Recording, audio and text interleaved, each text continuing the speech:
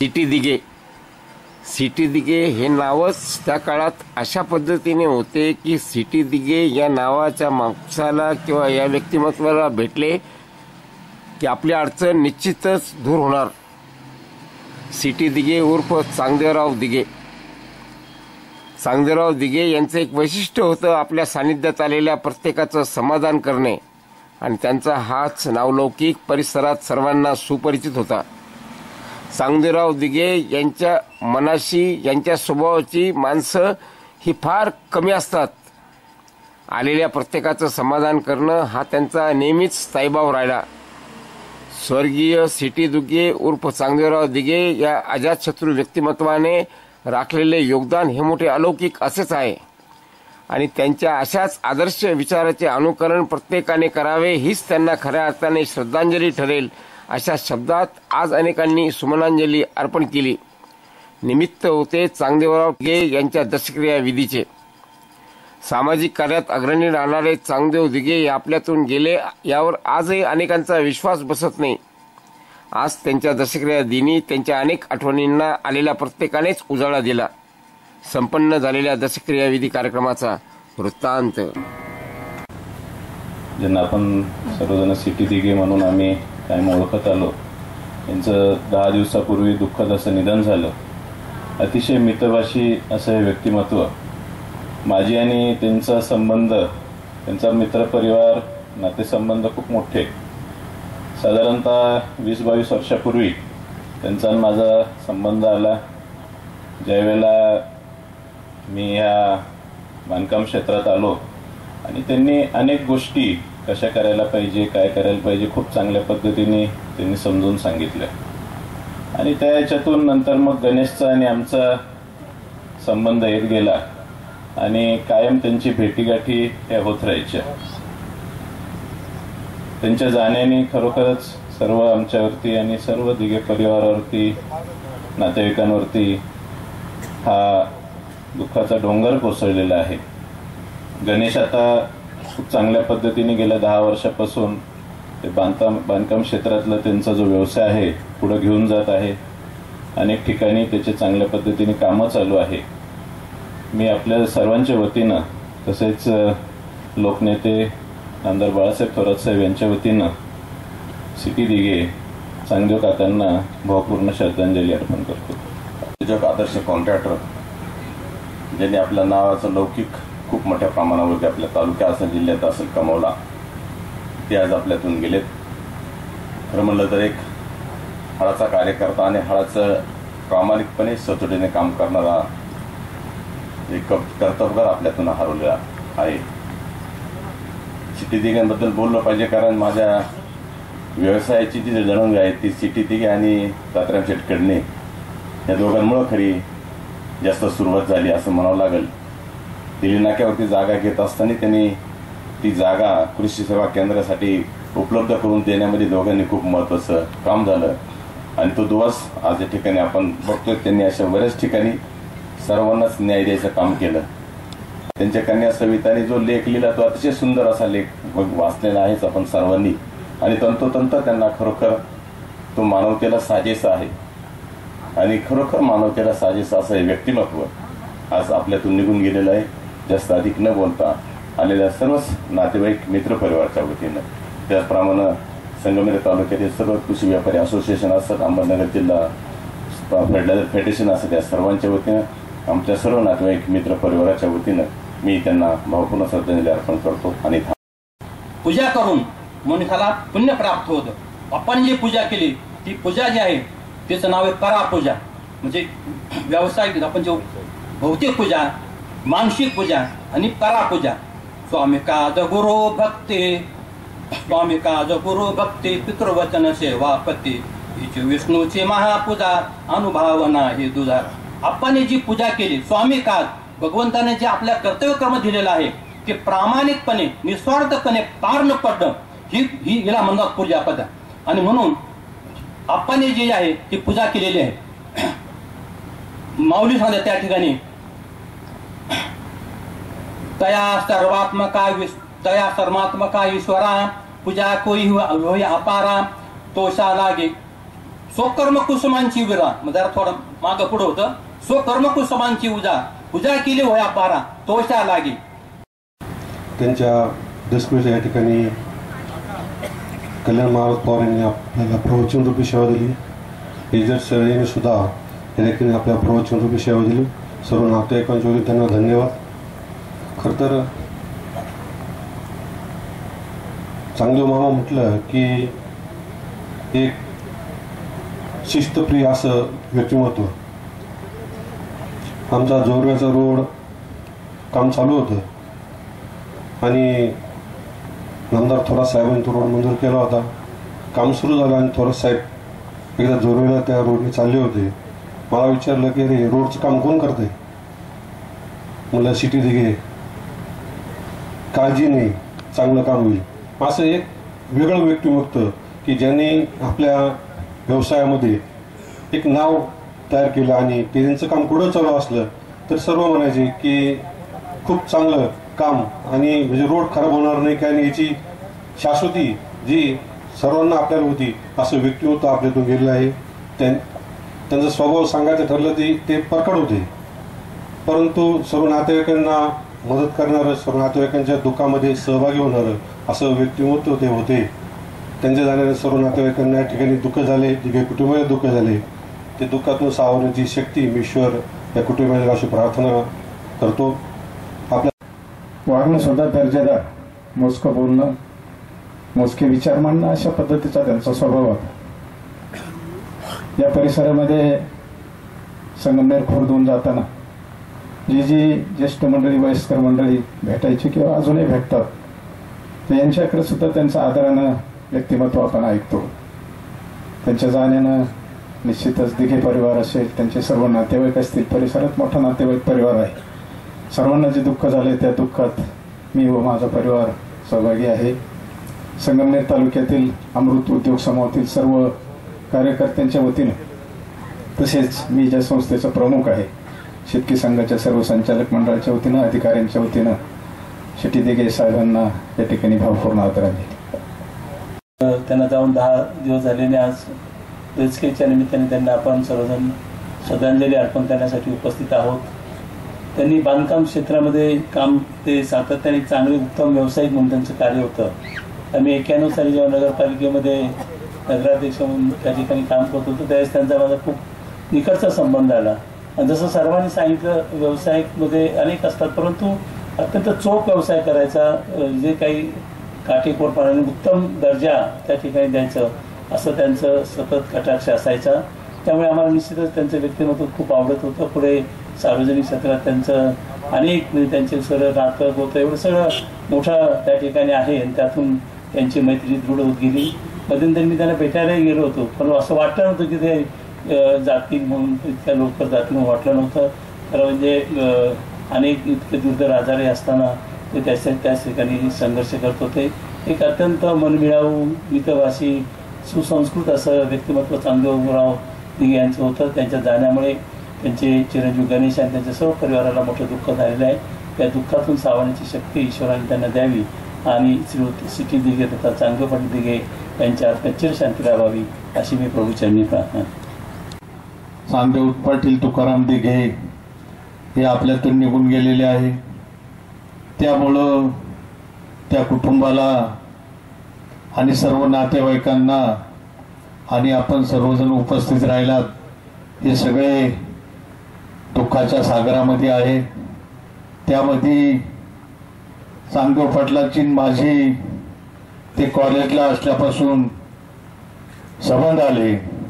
मी कॉलेजला नव्हतो पण ते कॉलेजला होते आणि त्यांचे मित्र आमचे गाववाले उत्तम काशीनाथ रहाणे आणि त्यांचे बंधू चमा काशीनाथ रहाणे असं त्यांच्यामुळं आमचे चांगले म्हणजे शालेय जीवनापासून संबंध आले. पुढे एकूणाराचे नातेवाईक झाले आणि माझ्या आधीच्या वक्त्यांनी तर सांगितलेलंच आहे त्यांची कामाची पद्धत, नातेवाईकांशी संबंध.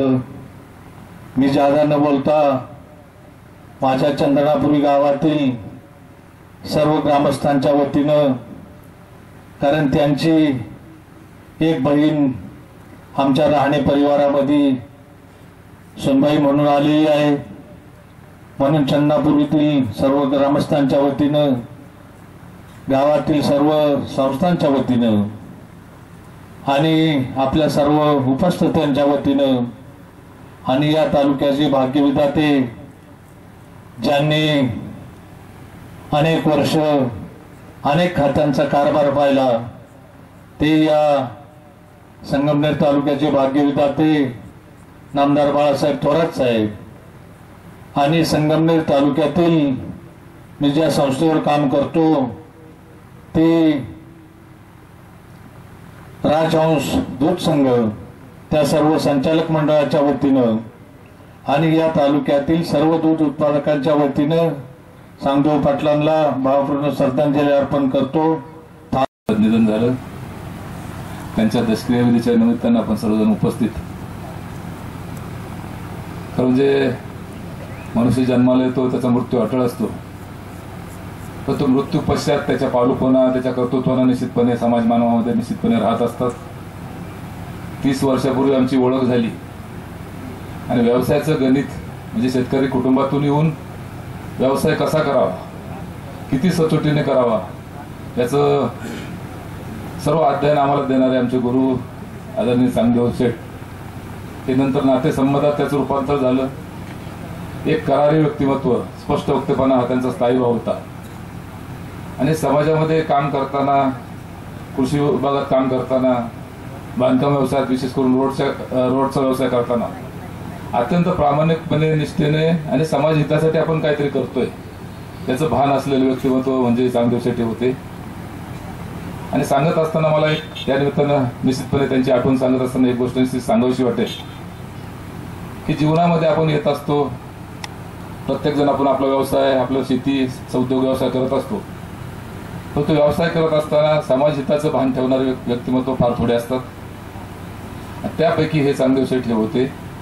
त्यांच्या जाण्यावरून त्यांच्या दुःखामध्ये सहभागी व्हाव्यात माझा कातुरे परिवार, सांगवी ग्रामस्थ, त्याचप्रमाणे अहिल्यानगर, धांद्रपूर गटातील सर्व नातेवाईक, सर्व मित्रपरिवार, सर्व जनता, त्याचप्रमाणे आमचे नेते आणि काँग्रेस पक्षाचे ज्येष्ठ नेते, लोकनेते आमदार बाळासाहेब थोरात साहेब यांच्या वतीनं शेठच्या चरणी भावपूर्ण आदरांजली व्यक्त करतो.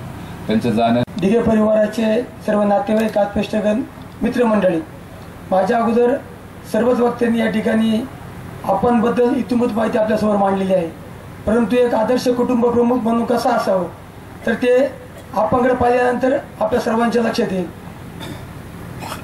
आपण या कुटुंबाची घडी बसवत असताना आपले बंधू, सर्वच बंधू राज असतील किंवा त्यांची पुतणे असतील, मुलं असतील, मुली असतील, पुतणे असतील, या सर्वांना एक चांगल्या कुटुंबामध्ये त्या ठिकाणी देऊन एक त्या कुटुंबाची एक चांगल्या प्रकारची घडी अतिशय चांगल्या पद्धतीने आदरणीय आपण या ठिकाणी बसवलेली आहे.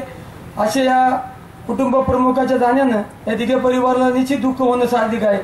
मी माझ्या कुटुंबाच्या वतीनं या तालुक्याचे विद्यमान आमदार, आमचे मित्र आदरणीय अमोलजी खताळ यांच्या वतीनं आदरणीय आपणना अखेरची भावपूर्ण आदरांजली अर्पण करतो. थांबतो. रामकृष्ण हरी. कॉन्ट्रॅक्टिंग कसं करावं, काम कसं करावं, 2 रुपये आपल्याला जरी नाही उरले तरी चालतील, पण काम प्रामाणिक करणारं सांगदेव शेठचं नाव खरं म्हणजे डिपार्टमेंटमध्ये घेतलं जायचं.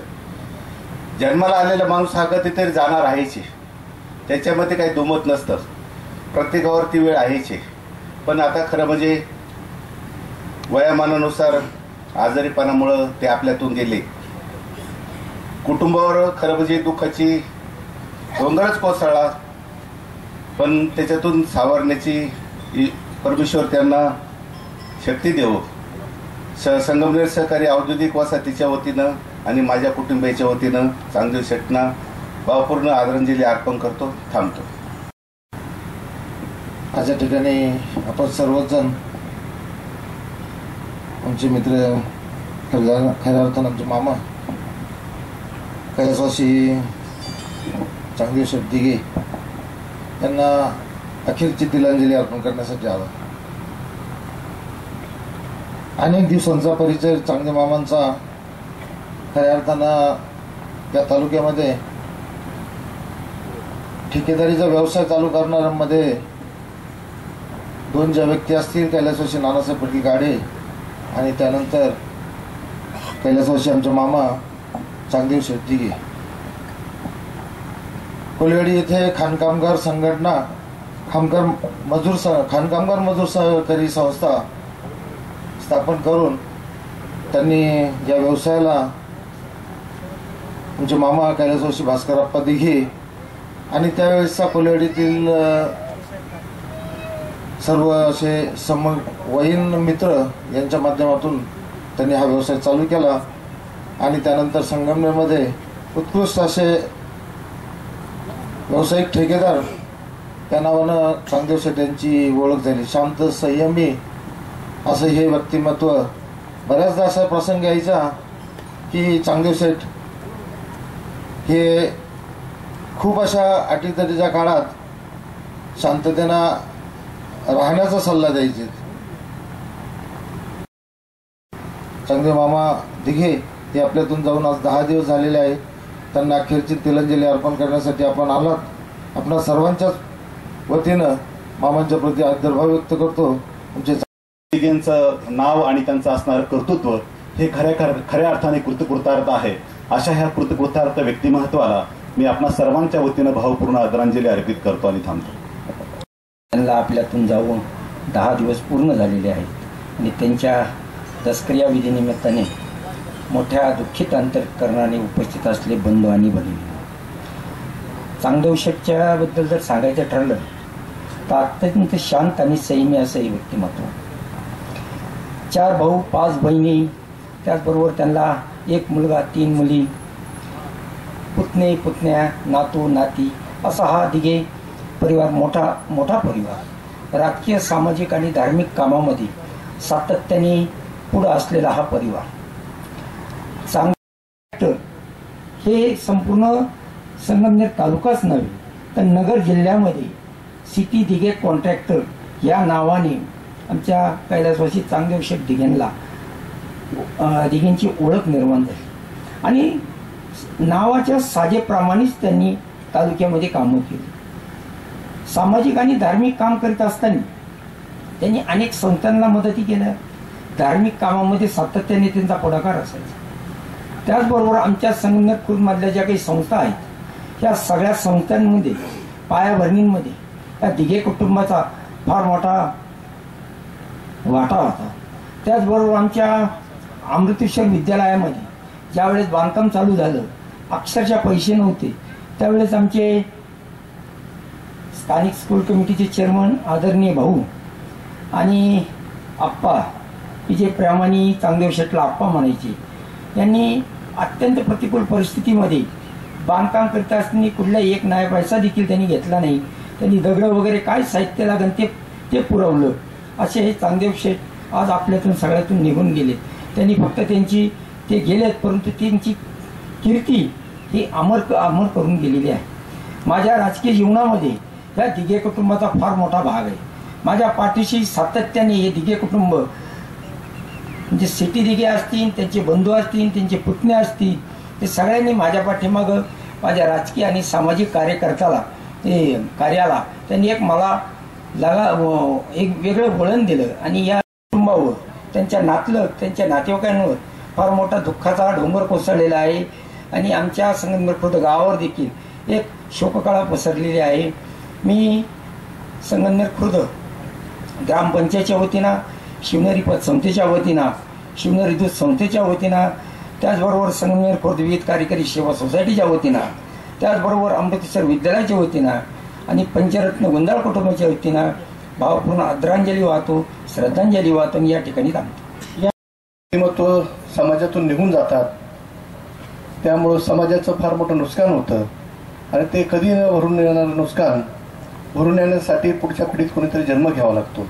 या ठिकाणी खरं म्हणजे हे जर देशमुख सरांचं प्रवचन ऐकायला मला वेळ नाही मिळाला, परंतु त्यांच्या प्रवचनात मी संगमनेरमध्ये असेल, अकोल्यामध्ये असेल, ते असे अनेक उदाहरणं या ठिकाणी देत असतात की समाजात माणसांनी कसं वागलं पाहिजे, कसं चाललं पाहिजे, कसं जगलं पाहिजे याचं ते सातत्यानं उदाहरणाने देत असतात. तसंच आपले सिटी दिघे साहेब हे अतिशय आदर्श व्यक्तिमत्व आणि आदर्श जीवन जगले. त्यांनी आपलं कुटुंब मोठं केलं, समाज मोठा केला, आणि हे जगत असताना त्यांचा बराचसा जीवनपट मला वाटतं काका या ठिकाणी आहे. दिल्ली नाक्यावर बराचसा त्यांच्या जीवनातील वेळ त्यांनी तिथे दिला. म्हणजे त्यांचं ऑफिस तिथं असायचं. त्या माध्यमातून अनेक गोरगरीब समाजाची सेवा त्या ठिकाणी घडायची. विशेष करून खांडगाव या ठिकाणी वडोली समाज असायचा. त्या समाजाची सुद्धा फार एक छोट्या समाजाची सेवा त्यांच्या हातून घडायची. एक छोट्या छोट्या समाजाला बरोबर घेऊन जाण्याचं काम खरं म्हणजे दिघे साहेब करायचे. निश्चितच असं व्यक्तिमत्व आज आपल्यातून निघून गेलेलं आहे. त्यांच्या कुटुंबाला दुःख होणं साहजिक आहे, परंतु समाजात ज्यावेळेस अशी माणसं जातात त्याची उणीव मात्र निश्चित या ठिकाणी राहते असं मला या ठिकाणी वाटतं. मी संगमनेर नगरपालिकेच्या त्यांना भावपूर्ण श्रद्धांजली अर्पण करतो. मी अनेक वर्षापासून त्यांना जे जवळून बघितलं त्यामध्ये त्यांचा जो व्यवसाय होता कॉन्ट्रॅक्टर, बांधकाम आणि रस्ते तयार करणे, यामध्ये उल्लेख झाल्याप्रमाणे काम एकदम चांगलं झालं पाहिजे. स्वतःला काही शिल्लक राहू का नाही राहू, पण कामामध्ये तडजोड करायची नाही आणि काम हे भक्कम झालं पाहिजे. कोणाची अधिकाऱ्यांची असो किंवा कोणी पदाधिकारी असो, कोणाची विनवणी करायची त्यांचा स्वभाव नव्हता.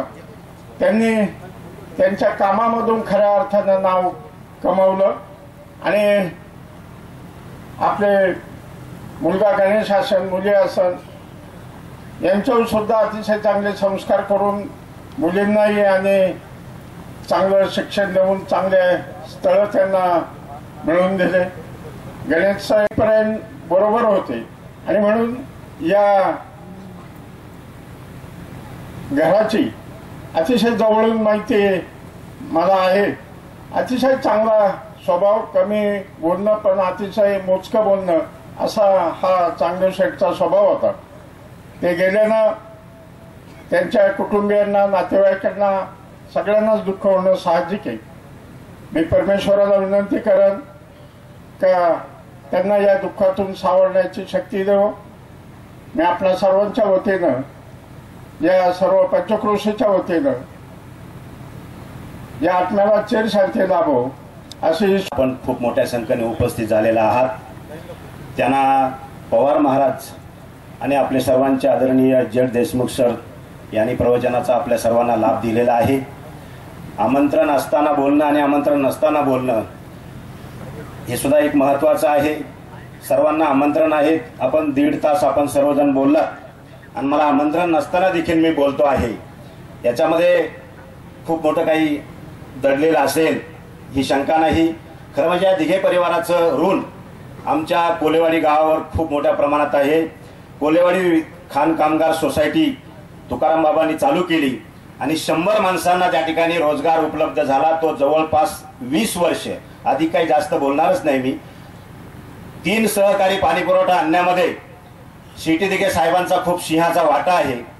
आणि कोलेवाडीतील 1.5 कोटीचं हनुमान मंदिर ज्यावेळेस स्थापन झालं, इथं भागवतराव दिघे आहेत त्यांचे अध्यक्ष, ते सविस्तर सांगतील. म्हणजे गाव सोडल्यानंतर देखील त्या गावाशी नाळ जोडणारा हा परिवार खरं म्हणजे पहिल्यांदा बघायला मिळतो. त्यामुळे त्या ऋणामध्ये आम्ही आहात. कोलेवाडीचं मंदिर असेल, कोलेवाडीच्या शिक्षण संस्था असतील, कोलेवाडीची पतसंस्था असेल, कोलेवाडीतील सर्व संस्थांच्या किंवा माणसांच्या जीवन घडण्यामध्ये या परिवाराचा मोठा वाटा असल्यामुळे मी त्यांना भावपूर्ण आदरांजली अर्पण करतो. त्यांच्या ऋणा व आमच्या हनुमान मंदिर ट्रस्टच्या वतीनं त्यांना आणि आपल्या सर्वांच्या वतीनं भावपूर्ण श्रद्धांजली अर्पण करतो. नमस्कार. कल्याण पवार महाराज यांचं प्रवचन या ठिकाणी झालेलं आहे.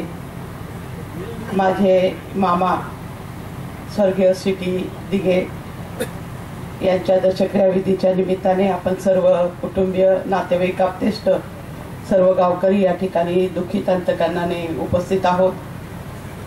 त्यांच्या पत्नी आमच्या मामी सुरेखाताई ह्या खरं तर खूप उत्तम प्रकारची सेवा त्यांची करत होत्या, परंतु अचानक त्यांना थोडासा त्रास श्वासाचा व्हायला लागला आणि त्यातनं ते सर्वांना सोडून गेले.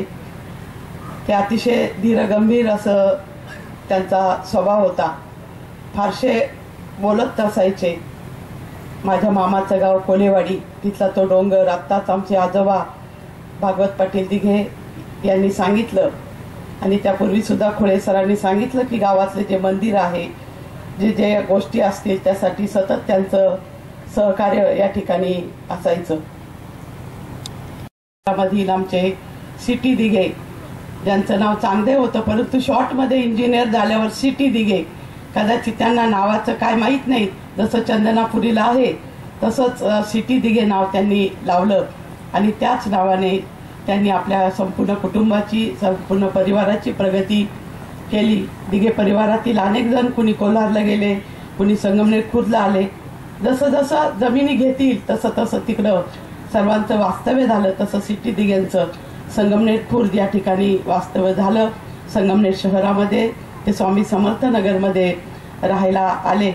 त्यांच्या परिवारामधील गणेश असेल, त्यांच्या तिघी कन्या, सुनबाई, नातवंड, खूप मोठा परिवार त्यांचा आहे. खरं तर खूप आनंदामध्ये त्यांचं जीवन चाललं होतं. आयुष्याची जी अखेर असती ती अशीच नातवंडांमध्ये, आनंदामध्ये, परंतु बघवलं नाही आणि त्यातनंच आपल्या सर्वांना सोडून ते या ठिकाणून गेले. गणेश आहे, गणेश त्यांचा एकुलता एक आहे, तिघी कन्या आहेत, वेगवेगळ्या पोस्टवर सर्व जावई आहेत, सर्व काही आनंदी आनंद आहे. अशा आनंदातनं ते आपल्या सर्वांना सोडून गेले. मोठं दुःख आपल्या सर्वांना झालं, परंतु या दुःखातनं सावरण्याची शक्ती परमेश्वराने कुटुंबियांना, नातेवाईकांना द्यावी. मी या ठिकाणी त्यांना भावपूर्ण श्रद्धांजली अर्पण करते. माझे बंधू बाळासाहेब थोरात साहेब, डॉक्टर सुधीजी तांबे, आमदार सत्यजित तांबे आणि संगमनेर शहर आणि संगमनेर तालुक्यातील नातेवाईकांच्या, सर्व नागरिकांच्या वतीने या ठिकाणी मी सिटी दिघे यांना भावपूर्ण श्रद्धांजली अर्पण करते. सर्वसाठी गोकुळी उणी झाला. श्री गुरुचे प्रल्हादाने देवाला समोर उभा केला. हिरण्यकश्यपूच्या उद्धाराकरता देव नरसिंह रूपामध्ये उभा राहिले. त्रेतायुगामध्ये शबरीनं देवाला समोर उभा केला. मातंग ऋषीनं सांगितलं, शबरी तो आवन भोगा शबरी के कुटियो का पावन भोगा. राम जय जय राम. त्रेतायुगामध्ये शबरीनं देवाला समोर उभा केलं. द्वापार युगामध्ये भीष्माचार्याने देवाला समोर उभा केलं. शरपंजरी 52 दिवस पडलेले भीष्माचार्य परमात्म्याची प्रार्थना करतात. इतना तू करना स्वामी जब प्राण तन से निकले, गोविंद नाम ले कर तब प्राण तन से निकले. श्री गंगा जी का तट हो, जमुना का बनसी बट हो, मेरा सावरा निकट हो, तब प्राण तन से निकले. मग परमात्म्याची प्रार्थना त्या कवीना केलेली. इतना तू करना स्वामी जब प्राण तन से निकले. आपल्याजवळ सर्व तीर्थ टाकेद आहे. प्रभू रामचंद्राने जटायूला मांडीवर घेतलं. त्यावेळेला जटायूला प्रभूने विचारलं, तुला काय पाहिजे माग. त्यावेळेला जटायूनं सांगितलं, प्रभू आज असं माझं भाग्य आहे, अखिल कूट ब्रह्मांड नायक कर्तुम अकर्तुम अन्यथा कर्तुम सर्व शक्ती संपन्न असं सामर्थ्यानं युक्त असलेल्या प्रभूची मांडी मला भेटलेली आहे. आणि मग त्यावेळेला प्रभूने विचारलं काय पाहिजे. न पारमेष्ट्यम न महेंद्र दिष्णम न सार्वभौमम न रसाधिपत्यम परमेष्टी पदा तुच्छ माने ते सर्वदा. मला स्वर्गपद नको, ब्रह्मपद नको, काही नको. आता मी तुमच्या मांडीवर बसलेलो आहे ना, पडलेलो आहे ना, तुमचं श्रीमुख माझ्या समोर आहे. माझी एकच इच्छा आहे, राम राम म्हणता जावो माझा प्राण. प्रभू तुमचं चिंतन करता करता, कारण अंतकाळी ज्याच्या नाम आले मुखा आणि तुका म्हणे सुखा पार नाही. अगदी भीष्माचार्य देवाला तेच म्हणतात, प्रभू इतना तू करना स्वामी जब प्राण तन से निकले. प्रभूला भीष्माचार्यांनी आपल्या चरणाकडे उभा केलेला आहे. आणि त्या ठिकाणी भगवान म्हणतात, आयुष्यभर साधू संत माझा भक्त, माझा साधक माझ्या चरणाची सेवा करतात आणि भीष्माचार्याचा अधिकार केवढा आहे का मला चरणाजवळ उभा राहा म्हणतात. भीष्माचार्य तेवढ्याला प्रभूला म्हणतात, प्रभू मी 52 दिवस बाणाच्या शय्येवर पडलेलो आहे आणि आता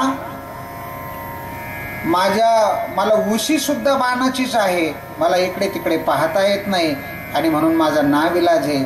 आम्ही तुमच्या चरणाचे दास आहोत, परंतु मला तुमचं श्रीमुख पाहण्याकरता माझ्या चरणाकडे तुम्हाला उभा राहावं लागतं. मला माफ करा, कारण तुमचं श्रीमुख पाहता पाहता आता दृष्टी पुढे ऐसाची तोराये जो तू धीट आणि मागे भिरकाविली वीट. पुंडलिका, अरे काय तू मातला?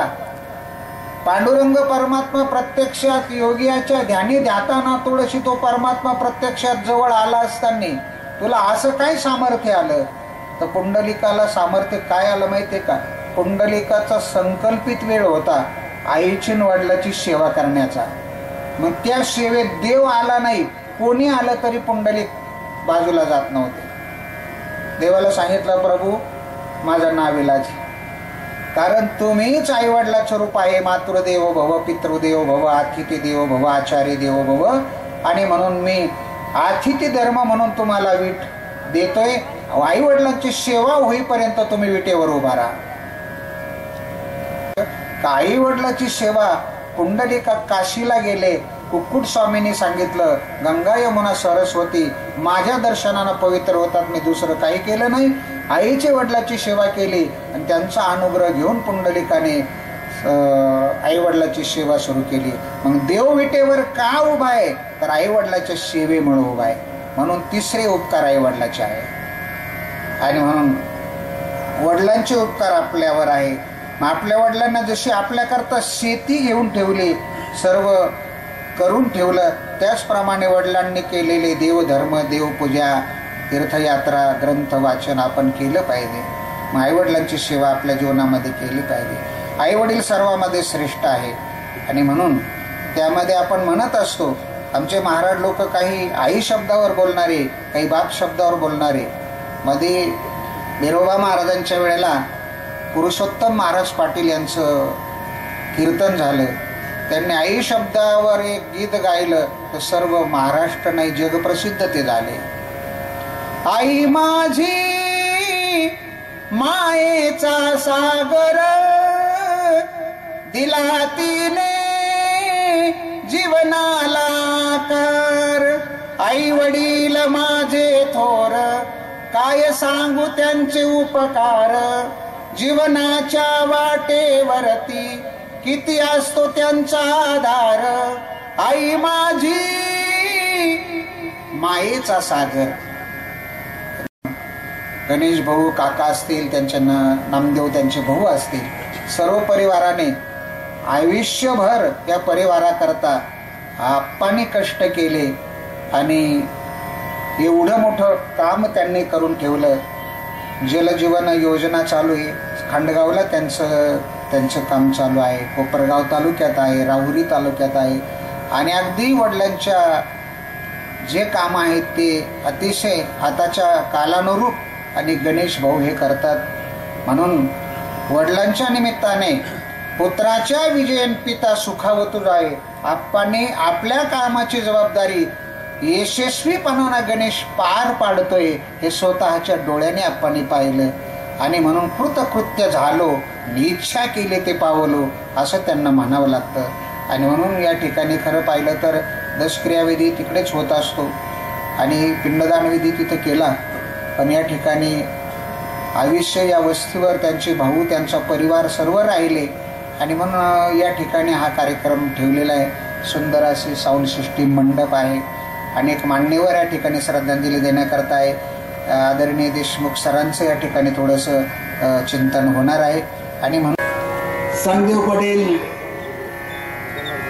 10 दिवस झाले गेले. मी संगमनेरमध्ये जेव्हा पहिल्यांदा क्लासेस सुरू केले तेव्हा 70 सालचे संबंध निर्माण झाले. आता यापूर्वी तुम्ही महाराजांचं प्रवचन ऐकलेलं आहे. तुमच्या सहनशक्तीचा किती अंत पाहावा हा माझ्या पुढे प्रश्न आहे. महाराजांनी सांगितलं आपल्या घरामध्ये गळ्यात माळ असावी, घरात ज्ञानेश्वरी असावी, तुकाराम गाथा असावी. मी नेहमी सांगत असतो, गळ्यात माळ असो नसो आपल्या घरामध्ये ज्ञानेश्वरी असावी, तुकारामांची गाथा असावी, शिवाजी महाराजांचं चरित्र असावं आणि डॉक्टर बाबासाहेब आंबेडकरांनी लिहिलेलं पाकिस्तान किंवा भारताची फाळणी, खरं म्हणजे हा ग्रंथ अभ्यासामध्ये असला पाहिजे. आज जे अनेक प्रसंग निर्माण झाले, बाबासाहेबांनी जे सांगितलं 46 साली ते आम्ही ऐकलं नाही म्हणून अनेक प्रकारचे प्रसंग निर्माण झाले. बाबासाहेब नेहमी म्हणायचे की तुकाराम महाराजांची गाथा आणि ज्ञानेश्वरी हे ग्रंथ सोडून मराठीतलं सगळं साहित्य समुद्रामध्ये फेकून दिलं तरी आमच्या संस्कृतीचं काही कुठलंही नुकसान होणार नाही. खरं म्हणजे आम्ही आमचे साधू संत किती समजून घेतले, आमचे देशभक्त किती समजून घेतले. आम्ही फक्त त्या प्रत्येकाचे सप्ताह केले, समजून नाही घेतलं. आम्ही ज्ञानेश्वर माऊलीनं ज्ञानेश्वरी लिहिली, तुकारामांनी गाथा लिहिली. हे ग्रंथ नाही, ते बंड आहे. तिथल्या प्रस्थापितांच्या विरोधामध्ये बंड आहे. हे नुसते संत नव्हते, त्या समाजाचे बंडखोर नेते होते. आजही तुम्हाला माहित नसेल, महाराज युनोच्या ऑफिसमध्ये ज्ञानदेवांच्या पसायदानाचं इंग्रजीमध्ये भाषांतर करून लावलेलं आहे, हे आमच्या कुणाच्याही लक्षात नाही. ज्ञानेश्वरी केवळ धार्मिक ग्रंथ नाही, तो शास्त्रीय ग्रंथ आहे. ज्ञानेश्वरीची पारायण आम्ही वर्षानुवर्षे केली, त्याच्यातलं विज्ञान आम्ही कधी समजून नाही घेतलं. बायबलमध्ये सांगितलंय पृथ्वी स्थिर आहे, सूर्य त्याच्या भोवती फिरतोय. कोपर्निकसचं सांगितलंय खोटं आहे, त्याला शिक्षा झाली. गॅलिलिओनं सांगितलंय खोटं आहे, त्याला शिक्षा झाली. पण आमच्या ज्ञानेश्वर माऊलीनं 750 वर्षापूर्वी या दोघांच्या अगोदर सांगितलंय. ज्ञानेश्वरीतला 4था अध्याय 98 क्रमांकाची ओवी बघा. माऊलींनी सांगितलंय उदयोस्थानाची प्रमाणे सूर्याचे न चलताची चालणे. सूर्य चालतोय, सूर्य चालत नाही, पृथ्वी त्याच्या भोवती फिरते, हे ज्ञानेश्वर माऊलींनी सांगितलंय. आमच्या देशाच्या स्वातंत्र्यासाठी सावरकर 9 वर्ष अंदमानच्या जेलमध्ये सडत राहिले. कुठेतरी शेमडी मेमडी पोरं म्हणतात सावरकर माफीवीर होते. अरे मी अंदमानला जाऊन आलो, एकदा अंदमानला जा आणि त्या खोलीमध्ये 2 दिवस राहा. काय अवस्था आहे. आम्ही कृतज्ञ आहोत.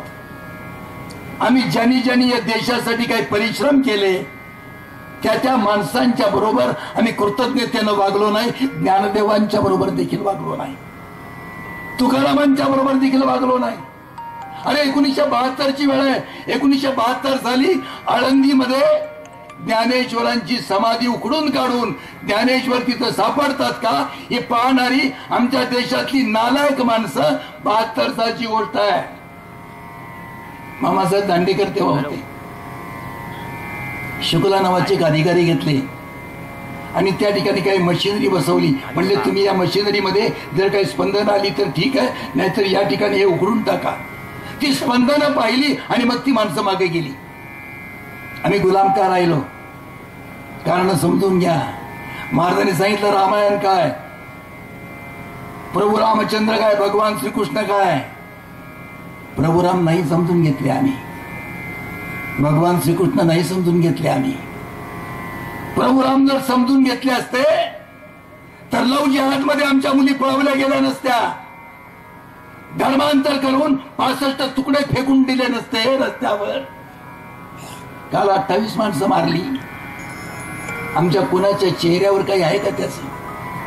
28 माणसं मारली, 28 महिला विधवा झाल्या. आमच्या देशातल्या बहिणी आहेत. या समाजासमोर आम्ही येऊ, आमचे वडील आम्हाला स्वीकारणार नाहीत, आमचा भाऊ आम्हाला स्वीकारणार नाहीत. आम्ही आता काय करावं? आम्ही आता आत्महत्या करण्यापलीकडे आमच्याकडे कुठलाही मार्ग नाही. भगवान श्रीकृष्ण या 16,000 महिलांच्याकडे जातो आणि त्यांना सांगतो आत्महत्या करू नका.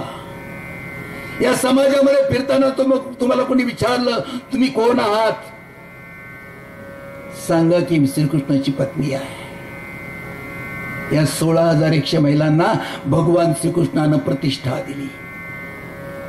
पानिपतच्या 3ऱ्या युद्धात आमचा पराभव झाला. आमच्या 2,500-3,000 महिला अहमद शाह अफजलीच्या ताब्यात सापडल्या. घेऊन गेला तो आपल्या देशात.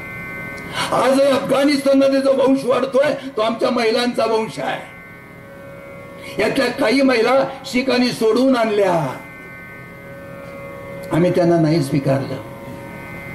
आम्ही म्हणलो तुम्ही बाटलात, या महिलांना आम्ही नाही स्वीकारलं. पानिपताचं युद्ध तर 1761 आहे. 1947 साली आम्हाला सांगत नाही कोणी. आम्हाला फक्त सांगतात साबरमती के संत तूने किया कमाल, दी हमें आजादी बिना तख्त और ढाल. भगतसिंग मेला कशा करता, चंद्रशेखर आझाद मेला कशा करता, अंदमानच्या जेलमध्ये अनेक माणसं सडली कशा करता. 15 ऑगस्टला जेव्हा आम्ही तिरंगी झेंडा फडकवीत होतो त्यावेळेला आमच्या महिलांच्या वरती अत्याचार होत होते. गरोदर महिलांच्या पोटामध्ये भाले खुपसून त्यांचा गर्भ बाहेर काढून तो आवेश मिरवला जात होता. 30,000 आमच्या महिला पळवल्या गेल्या. त्याचा उच्चार कोणी नाही केला. त्यातल्या काही महिला परत आल्या. या महिलांना आम्ही नाही स्वीकारलं. आमचे धर्मग्रंथ जे आहेत हे फक्त आम्ही भगव्या कपड्यामध्ये बांधून ठेवले. त्याच्यावर गुलाल बुक्का वाहिला. त्याच्यात काय सांगितलंय ते आम्ही कधीच लक्षात घेतलं नाही. आम्ही फक्त या ठिकाणी रामनवमी साजरी करीत गेलो, आम्ही गोकुळाष्टमी साजरी करीत गेलो. परंतु रामानं काय सांगितलंय, भगवान श्रीकृष्णानं काय सांगितलंय याचा विचार आम्ही नाही केला. रामाची देवळं आम्ही बांधली, कृष्णाची देवळं आम्ही बांधली, पण या दोघांनी आम्हाला काय दिलं याचा विचार आम्ही नाही केला. आणि म्हणून या ठिकाणी आता परिस्थिती बदललेली आहे. या सगळ्याचा विचार करण्याची वेळ येणार आहे. प्रभू राम कोण होते, भगवान श्रीकृष्ण कोण होते, छत्रपती शिवाजी महाराज कोण होते, आम्ही नाही समजून घेतलं. छत्रपती शिवाजी महाराज, अरे अनेक वर्ष छत्रपती शिवाजी महाराजांचा फोटो म्हणून इब्राहिम खान नावाच्या माणसाचा फोटो आमच्या घरात होता. एवढे आम्ही विद्वान आहोत. व्हॅलेंटाईन नावाचा फ्रेंच गव्हर्नर सुरतेमध्ये 1663-64 मध्ये होता. आमचे वासी बेंद्रे नावाचे इतिहासकार, त्यांनी त्याचा रेफरन्स घेतला. त्यांना आपल्या बरोबर फोटो काढून घेतला होता आणि मग त्या फोटोचा शोध घेत ते इंग्लंडला गेले आणि खरा शिवाजी महाराजांचा फोटो आम्हाला सापडला. तोपर्यंत आम्ही इब्राहिम खानलाच त्या ठिकाणी हार घालीत होतो, त्यालाच नमस्कार करीत होतो. इतके आम्ही विद्वान आहोत. आम्ही या कुणालाही समजून घेतलं नाही, आम्ही आम्हालाही समजून घेतलं नाही. आणि म्हणून आमच्या देशावर ही एक अशा प्रकारची वेळ आली. आणि यातनं मार्ग काढायचा असेल, आपण आपल्या जाती सगळ्या विसरून जाऊया. येणे वाग्यज्ञे तोषावे, तोषोनी मज द्यावे पसाय दाने. जे खळांची व्यंकटी सांडो, तया सत्कर्मी रती वाढो. भूता परस्परे पडो मैत्र जवाचे, दुरितांचे तिमिर जावो. विश्व स्वधर्म सूर्य पाहो, जो जे वांछिल तो तेला हो. प्राणिजात वर्षत सकळ मंगळी, ईश्वर निष्ठांची मांदियाळी. अनवरत भूमंडळी भेटू तया भूता. चला कल्पतरुचे आरव, चेतना चिंतामणीचे गाव. बोलती जे अर्णव पियुषांचे, चंद्रमे जे अलांछन. मार्तंड जे तापहीन, ते सर्व ही सदा सज्जन. सोयरे होतो किंबहुना